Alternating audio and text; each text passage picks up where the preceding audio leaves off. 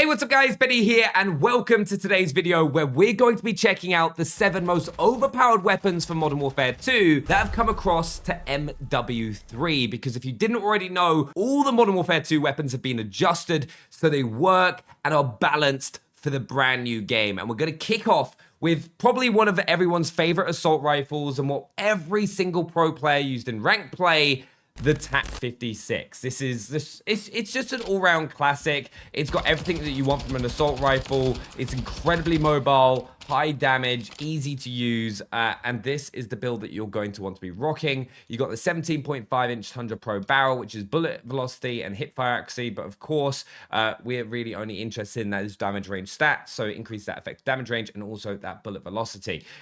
Now, we've also got the FSS Sharkfin 90 underbarrel. Now, the reason I go for that is just so that you get that aiming idle sway, so that when you're kind of like snapping initially, it's more centered. It's a lot easier to hit your first couple of shots, which should kind of give you the edge in a lot of multiplayer gunfights. You then got the high velocity rounds, which of course increase that bullet velocity by 20%, giving you 952 meters a second, which is one of the great things with the TAC-56. It feels like hit scan. You're going to be able to hit your opponents behind cover or at a distance a lot easier than with a weapon with a lower bullet velocity. We then got the demo clean shot grip, which is sprint to fire and ADS speed, and then the TV cardinal stock, which is aim walking speed and then sprint speed once again. Next, we've got the SMG, which was also used by all the pro players in ranked play, the Vaznev 9K. And if we go into this, we've got the Spiral 3.5 flash hider, which is muzzle flash concealment and recoil control. Once again, this does 38 damage per headshot, 32 to the upper torso and lower torso, just in case you want to know the damage profile. You've then got the Tuke angled grip. Now, this has actually been the underbarrel that I think is the best out of all the new Modern Warfare 3 ones, because if you haven't seen it, it gives you aiming idle sway, aim walking speed, movement speed, and horizontal recoil. Horizontal recoil is always what you want to eliminate with most weapons in Call of Duty, because it's a lot harder to control with your thumbstick, and the Tuke angle grip does that perfectly, with only increasing your vertical recoil by 2%, which I'm going to do all day, every day, and just like a small increase to your ADS speed as well, but we counter that with other attachments. We've then got the 9mm hollow point rounds, which do crippling power, which, if you've been hit by these things, they're an absolute nightmare for your opponent and will probably give you the edge in any single gunfight that you get yourself into. We've then got the True Tac rear grip, which is sprint to fire and ADS speed, and then the Otrazat stock, which is aim walking speed and then sprint speed. Great SMG, probably the one that you're going to want to use and really competes with all the MW3 SMGs. I think this really stands out of all of them. There's a couple others that we'll see in the video, but this is really the kind of the creme de la creme of the Modern Warfare 2 SMGs. Next, let's head over to our sniper of choice. I think snipers from MW3, other than the longbow, are actually quite weak, especially when we look at the bolt action snipers, like the AMR, if we go and have a look at that, the CAT AMR. They're really slow. The MCPR is not slow in any shape or form. Like, obviously, you've got 54.5 rounds per minute, which is pretty damn fast for a sniper rifle. One-shot kills to the upper torso and headshot in Warzone, like, let alone like in MW3 multiplayer, where the lower torso does 155. So this is pretty much a one-shot kill wherever you hit someone. So like, right, you hit him in the leg, right, it's not going to do it because the leg obviously has a different modifier, but anywhere up in those lower torsos, the upper torso, right, you're going to get those one-shot kills. Great ADS speed, and like, out of all the snipers I've spoken to, they all say that the MCPR is the one that they're going to be using for consistency in any form of competition. But for the build, you've got the SZ1MW PEC laser. You've then got the SPX80 6.6x scope, the FSS Merc stock, which is ADS speed, sprint to fire, and kind of got through me back to like Verdansk days of building up the Kar 98, where it's like ADS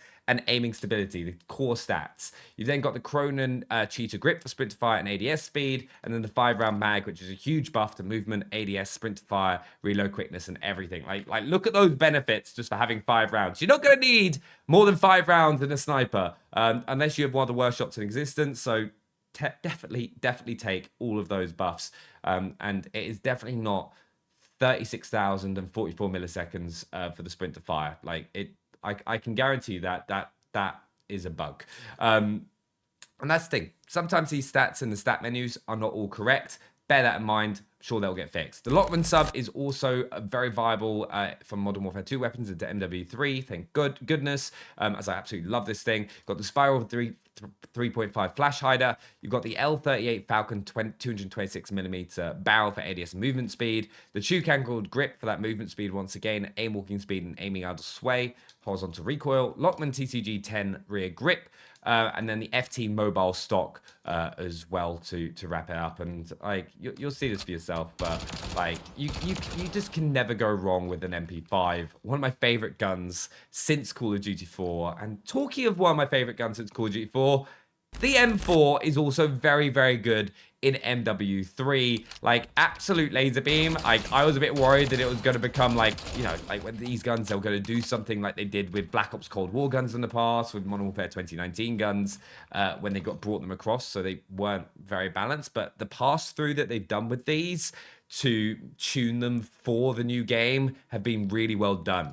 You've got the Komodo Heavy for horizontal and vertical recoil, the High Tower 20-inch barrel for bullet velocity, damage range, recoil control, and hipfire accuracy, the MK3 reflector, best kind of close range optic in the game in my opinion. It's super clear. Then you've got the Tempest P80 Strike stock for aim walking speed, crouch movement speed, ADS, and sprint speed, and then the X10 rear grip for sprint to fire and ADS. And then with that, we've got a shotgun, and I'm kind of sad about including this, but it's not completely broken until you go into tac stance, and then shotguns, like full auto shotguns, are just a little bit ridiculous. Obviously, this is a close range shotgun. Like 10 meters is like a little bit far for it. It's like one of those things that you're going to use inside of a building. But it does shred. And you've got the SA Schweigen DX muzzle for that, so you're undetectable by radar. You've got the Hype LM barrel, which bullet velocity, recoil control, damage range, and gun kick control. The Merc foregrip for aim walk speed, tac stance, spread, recoil control. Steam SK for sprint fire and ADS. And the EXF impact pad for gun kick and hip fire. Now, what you can do is you can put the 12 gauge Dragon Breath shotguns for like extra, but you have to turn the gun into single shot, which isn't necessarily the strongest situation for this, but there are some settings in the menu, so you can make it a single shot weapon, so it does fire full auto when you hold the trigger, just not at the maximum fire rate. It is a decision. It's very good with the Dragon Breath rounds on, but I prefer having it full auto. And then we've got the ISO Hemlock as our final weapon. The FTAC Castle Comp for recoil control. The Chukangled grip for the underbarrel. High velocity rounds, so you got that high bullet velocity. Because obviously 864 is definitely needed on this thing. You got the Slagger Peck box for ADS with no cons at all. And the MK3 reflector. And it's just a great all-round assault rifle. Obviously, I think I'd go for the TAC 56 or the M4 over the Hemlock. But if you want a different option, that is definitely one to use. But I hope you found this video useful. These are the MW2 guns that you can use right now in MW3. Thanks for watching. I'll see you next time.